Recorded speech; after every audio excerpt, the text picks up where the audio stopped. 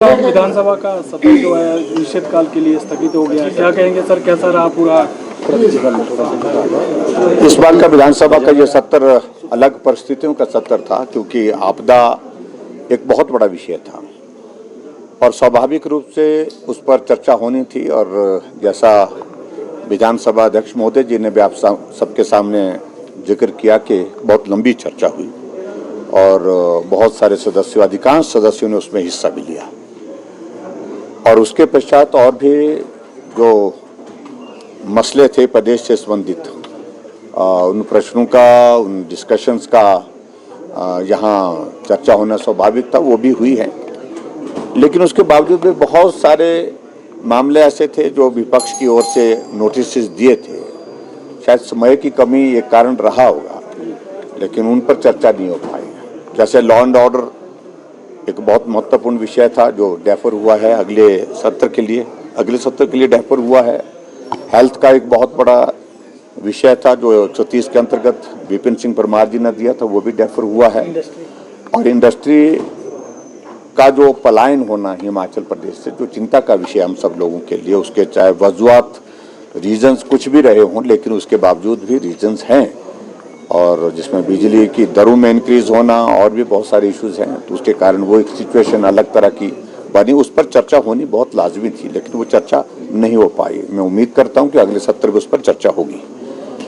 और इसके अतिरिक्त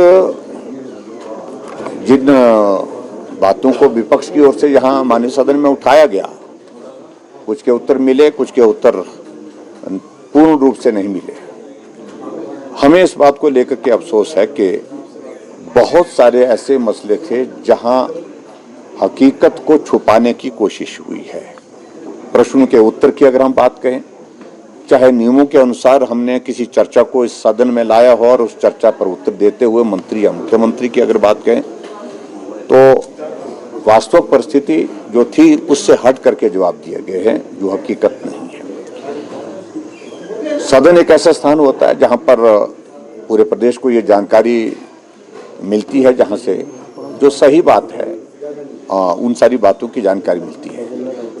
और श्वेत पत्र के सिलसिले में मैंने कहा, हम तो उसको सिरे से खारिज करते हैं, उसका कोई औचित्य ही नहीं है, क्योंकि बहुत सारे मसले उसमें इस प्रकार के थे जो पूरे देश से जुड़े हुए हैं। उनका हिमाचल प्रदेश से कोई लेना देना नहीं होता है। फाइनेंस कमीशन किसी स्टेट के लिए नहीं होता, पूरे देश के लिए होता है।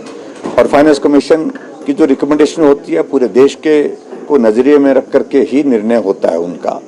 और उसके बावजूद भी फाइनेंस कमीशन ने जो बेस्ट पूरे देश भर में मिला वो हिमाचल को मिला है उसमें।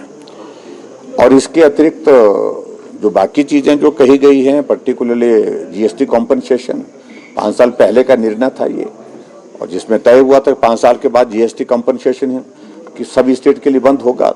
तो केंद्रीय निर्णय था, केंद्र का निर्णय पूरे देश के लिए था। देश के निर्णय में हिमाचल में आता है और हिमाचल भी आता है, उस निर्णय के मुताबिक वो, तो इसलिए उन सारी चीजों का कोई मतलब नहीं था। हमने 38,000 करोड़ रुपए से ज्यादा जो कांग्रेस गवर्नमेंट का ऋण हमारे ऊपर था उसको अदा किया है, ब्याज भी और ऋण की किस्तें भी। ये भी हकीकत उन्होंने फैक्ट्स यहाँ पर माननीय सदन में रखे हुए हैं। और कल मैं प्रेस कॉन्फ्रेंस के माध्यम से भी उन बातों का मैंने जिक्र किया है।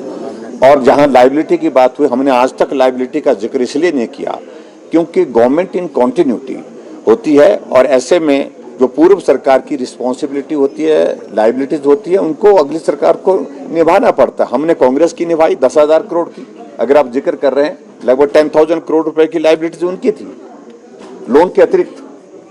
क्या हमने उसका जिक्र एक बार भी किया? अब जिक्र कर रहे हैं, तब कर रहे हैं जब उसका जिक्र बार बार कांग्रेस वाले कर रहे हैं कि हम आपकी लायबिलिटीज को झेल रहे हैं। तो हमने भी झेली है भाई, सरकार है तो सरकार का ये दायित्व बनता है। उस तरह से मेरा ये कहना है। इसके अतिरिक्त